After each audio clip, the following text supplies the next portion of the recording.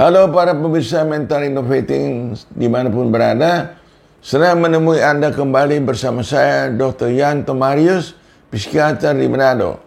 Edisi kali ini adalah edisi yang ke-41. Dan topik hari yang kita angkat adalah topik mengenai LGBT. LGBT adalah singkatan dari lesbian, gay, biseksual, dan transgender atau transseksual.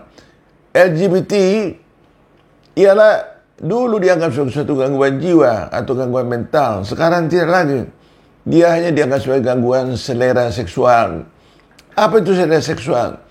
Selera seksual adalah laki-laki tertarik sama wanita, wanita tertarik sama laki-laki. Tapi ini bahkan tidak.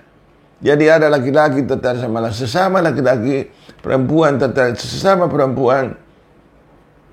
Dan ada orang bisa bersama laki-laki dan perempuan, dan ada orang ingin mengubah kelaminnya. Nah, ini ibaratnya begini ya. Pada umumnya orang hidup ini suka makan nasi. Tapi orang-orang tertentu, dia suka makan kentang, ubi, atau jagung. Nah, itu tidak ada masalah, itu gangguan selera saja. Ya. Jadi kita mulai dengan L.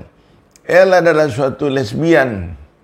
Lesbian di mana wanita tertarik secara seksual dengan wanita lain, dengan wanita dalam pakaian wanita, kewanitaannya begini sama-sama ya. Sedangkan gay sama juga, laki-laki tertarik sama laki-laki. Jadi dalam pakaian laki-laki tertarik sama laki-laki, dalam skop laki-laki. Kalau biseksual bisa dengan laki-laki, seorang laki-laki bisa dengan laki-laki dan bisa dengan seorang perempuan. Sebaliknya perempuan juga bisa. Dia bisa dengan laki-laki dan bisa dengan sesama perempuan. Dan biseksual itu ya, biseksual. Yang transgender ingin mengubah kelamin. Tadinya dia kelaminnya laki-laki, ingin berubah menjadi wanita. Sebaliknya wanita, dia ingin menjadi laki-laki. Kenapa terjadi sebab-sebab itu?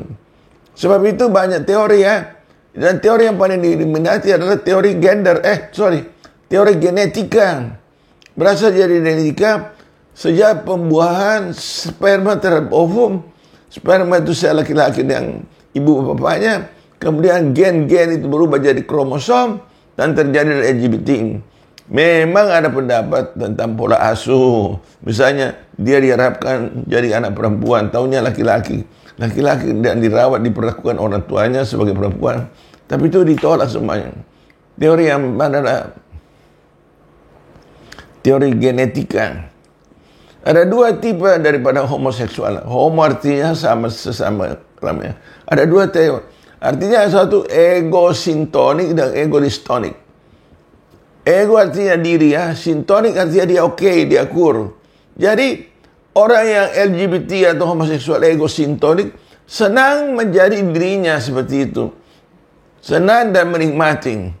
Kalaupun nanti dia menipu orang, dia supaya dia tidak diketahui, dia sering pacaran, bahkan kawin sekalipun. Tapi itu tidak perlu. Sebaliknya yang ego distonik ini yang menderita. Karena dia tidak suka dirinya menjadi homoseksual. Tapi kenapa kok jadi dia homoseksual? Jadi dia tidak suka dirinya. Tapi waktu dia gairahnya itu muncul terhadap sesamanya, itu tidak bisa dia kuasai.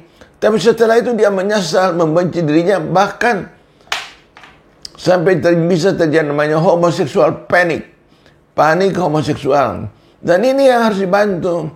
Yang pertama itu bantuannya, pengobatannya. Yang pertama tidak usah dibantu.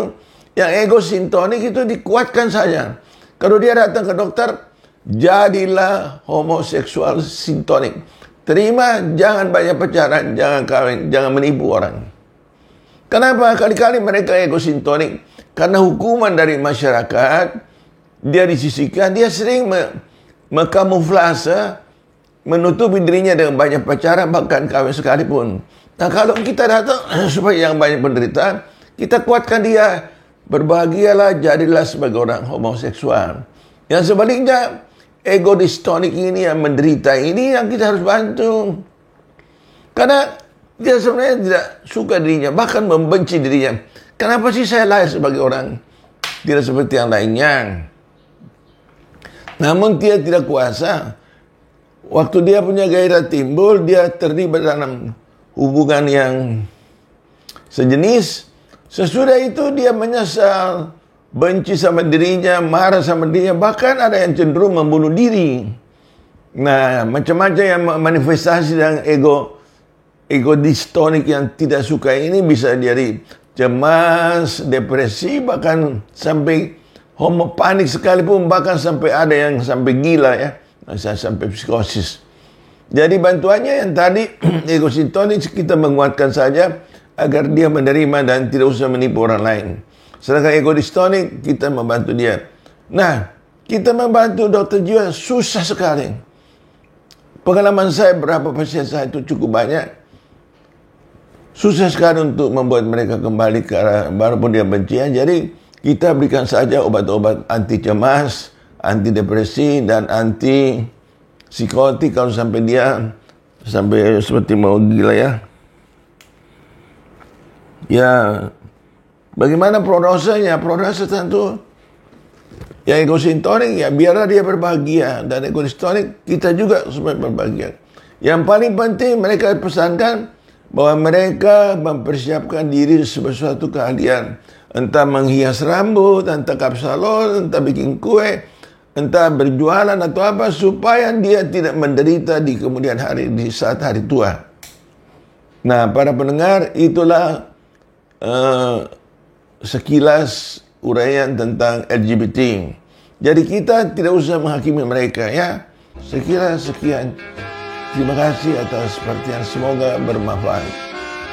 Selamat.